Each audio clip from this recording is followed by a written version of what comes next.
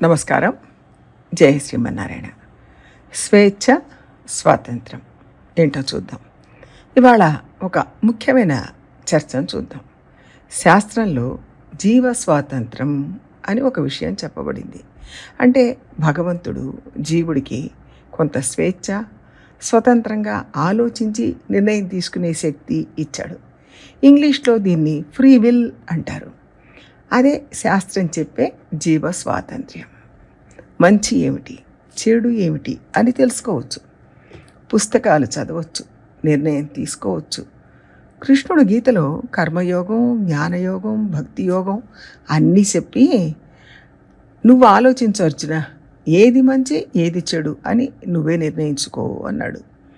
కానీ ప్రస్తుత కాలంలో స్వతంత్రంగా ఆలోచించాలి, ఏదో మీ మతంలో వాళ్ళు చెప్పారని, మీ పెద్దలు చెప్పారని, మీ అమ్మా నాన్న చెప్పారని నువ్వు చెయ్యొద్దు, గురువు చెప్పారని, వేదం చెప్పిందని నువ్వు ఒప్పుకోవద్దు, నువ్వుగా ఆలోచించు అని రచయితలు, పత్రికలు, టీవీలు ఇంకా ఎవరెవరో చాలా చెప్తున్నారు.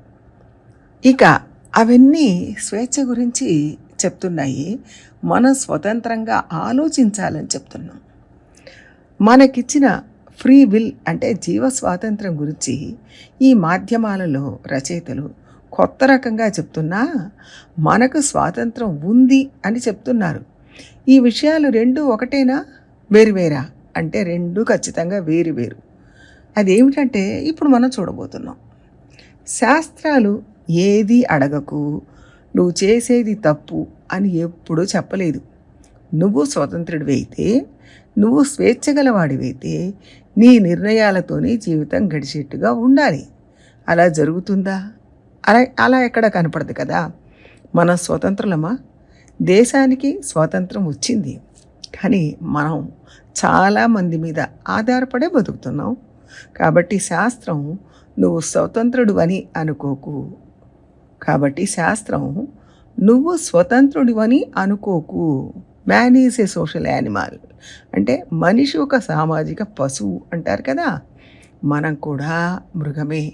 మన సామాజిక పశువు ఆహారం తీసుకోవడం, వివాహం చేసుకోవడం, పిల్లల్ని కనడం, పెంచడం, ఆ తర్వాత పిల్లల సహాయం తీసుకోవడం చేస్తూనే ఉన్నాం.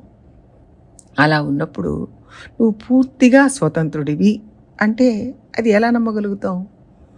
10-12 ఏళ్ళు వచ్చేదాకా పూర్తిగా అమ్మా నాన్న చెప్పిందే విని వాళ్ళ మీద డిపెండ్ అయి బతికాం. కాస్త చదవడం తెలుసుకున్నాక అక్కడ ఇతరులు చెప్పింది వినక్కర్లేదు, నువ్వు స్వతంత్రుడివి, నువ్వే ఆలోచించుకో, నువ్వే నిర్ణయాలు తీసుకో అని చెప్పడం మొదలుపెట్టారు. అది అంత ప్రాక్టికల్గా లేదు, న్యాయంగా కూడా లేదు. మొదటి రోజు నుంచే స్వతంత్రుడిగా అంటే పుట్టినప్పటి నుంచి ఎవరి మీద ఆధారపడకుండా వాళ్ళు బతకగలిగితే అప్పుడు వాళ్ళు స్వతంత్రుడే. కానీ అలా కుదరదు కదా. చిన్నప్పుడు తల్లి తండ్రి మీద, తర్వాత ఉపాధ్యాయుల మీద, చుట్టాలు బంధువులు ఎంతోమంది మీద ఆధారపడి బతుకుతున్నాం. కాబట్టి సంపూర్ణ స్వేచ్ఛ అనేది పత్రికల్లో రాయడానికి తప్ప ఆచరణకు పనికిరాదు. అదే శాస్త్రం చెప్పిన జీవ స్వాతంత్రాన్ని రుజువు చేస్తుంది. నువ్వు పూర్తిగా స్వతంత్రుడివి కాదు.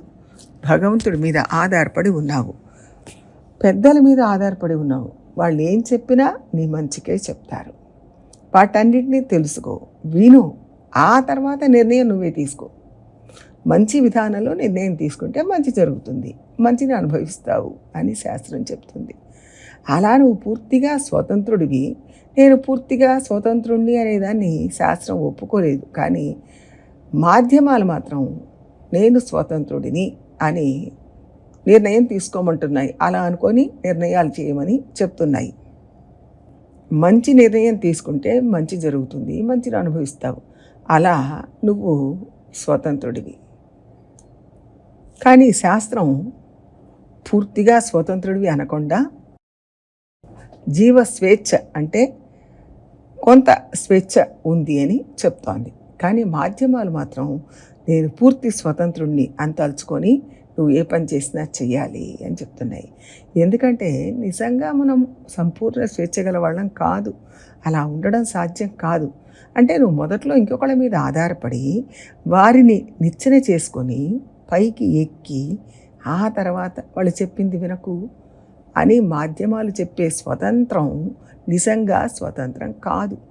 కానీ శాస్త్రం ఏం చెప్తుంది? అందరు చెప్పింది విను, విన్నాక నిర్ణయం తీసుకోవడం నీ వంతు. నువ్వు మంచి నిర్ణయం తీసుకుంటే పుణ్యం వస్తుంది, తప్పుడు నిర్ణయం తీసుకుంటే పాపం వస్తుంది. నీ నిర్ణయం యొక్క ఫలితం నీ అనుభవంలో కనపడుతుంది అని చెప్తుంది. ఇంకోటి, లోకం ఎవరో చెప్పింది వినకు, నువ్వు ఆలోచించు అంటోంది కదా. మనం ఎలా ఆలోచించాలి? దానికి అంతర్లీనంగా ఏ సూత్రాల్ని తీసుకోవాలి? మంచి దారి అనేది ఏమిటి? ఎవరు ఆ దారిలో పయనించారు అనేది ఎవరూ మనకు నేర్పించరు.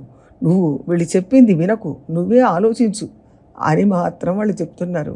కానీ అలా చేస్తే మనిషికి సరిగా ఆలోచించడం రాదు. ఎలా ఆలోచించాలో నేర్పించాలి. ఒక పిల్లవాడు పుట్టగానే ఒక గుహలో ఎక్కడో ఉంచేస్తే వాడికి మాట్లాడడం కూడా రాదు, ఆలోచించడం రాదు.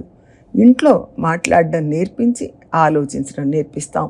అలా నేర్పిస్తే బ్రెయిన్ వాష్ చేశారు అని చెప్తారు. వీళ్ళు ఇంకా ఏమంటారంటే, మీరు ఎందుకు మతాన్ని బలవంతంగా వాళ్ళ మీద రుద్దుతున్నారు, వాళ్ళని గుడికి ఎందుకు తీసుకుపోతున్నారు అంటే, గుహలో కూర్చోబెట్టినట్టుగా ఏమీ తెలియకుండా పెంచగలమా? అలా పెంచితే వాళ్ళు లోకానికి ఉపయోగపడతారా? అది సాధ్యం కాదు. స్వాతంత్రం అంటే ఫ్రీ విల్, అంటే ఎలా ఆలోచించాలో చెప్పకుండా ఉండడం కుదరదు. అది అలా ఆలోచించడం విదేశస్తులు చెప్పరు, కానీ మన శాస్త్రం చెప్తుంది. నువ్వు ఆలోచించు, నువ్వు ఇలా పుట్టావు, ఈ సూత్రాలు కట్టుబడి ఉండాలి, పెరుగుతున్నావు, మారుతున్నావు. భగవంతుడు మనం అనుభవించడం కోసం ఈ లోకాన్ని సృష్టించాడు అని ఇవన్నీ చెప్తుంది. చెప్పి దాన్ని నమ్ముతారా నమ్మరా అనేది మీ ఇష్టం అని వదిలేస్తుంది. కానీ అది చెప్పింది వినాలి. శాస్త్రం చెప్తుంది, కానీ ఇతరులు ఇవేవి చెప్పరు. స్వేచ్ఛ గురించి మాట్లాడేవాళ్ళు ఇవేవి చెప్పరు. ఎవరు చెప్పింది వినకు అని మాత్రం అంటారు. ఏది వినాలి, ఏది నేర్చుకోవాలి, ఏది నేర్చుకుంటే సమాజానికి ఉపయోగపడతారు అని మాత్రం వాళ్ళు చెప్పరు. కాబట్టి రెంటికి చాలా భేదం ఉంది. జీవ స్వాతంత్రం శాస్త్రం ఇచ్చింది, దాన్ని ఖచ్చితంగా ఉపయోగించుకోవాలి. మంచి చెడు తెలుసుకొని వివేకంతో మసులుకోవాలి. మనం దాని ఆధారంగా ప్రవర్తించాలి. సంపూర్ణ స్వేచ్ఛ అనేది లేదు. భగవంతుడి మీద ఆధారపడి బతుకుతున్నాం. ఆయన ఇచ్చిన స్వతంత్రాన్ని మనం ఉపయోగించుకుంటాం. కానీ లోకం చెప్పేది, లేకపోతే మాధ్యమాలు చెప్పేది, ఎవరి మీద ఆధారపడకు, ఎవరి మీద డిపెండ్ అవ్వకు అని చెప్పేది వింటే ప్రయోజనాలు మరో రకంగా, ఫలితాలు మరో రకంగా ఉంటాయి. మాధ్యమాలు చెప్పేది ఎవరి మీద ఆధారపడకు, ఎవరి మీద డిపెండ్ అవ్వకు, వాళ్ళందరూ నిన్ను ఉపయోగించుకుంటారు అని అంటున్నాయి. వాళ్ళ ఉపయోగాలు ఉపయోగించుకో, వాళ్ళ సహకారంతో అన్నీ నేర్చుకో, వాళ్ళ వల్ల అన్నీ పొందు, కానీ వాళ్ళ మాట మాత్రం వినకు అని నేర్పిస్తోంది. ఇప్పుడు 2 విషయాలు చర్చించాం. మీరు నిర్ణయించండి, మీరు నిర్ణయించుకోండి. కాబట్టి మీకు మీరే నిర్ణయించుకోండి, ఏది మంచి ఏది చెడు అని తెలుసుకోండి. జై శ్రీమన్నారాయణ.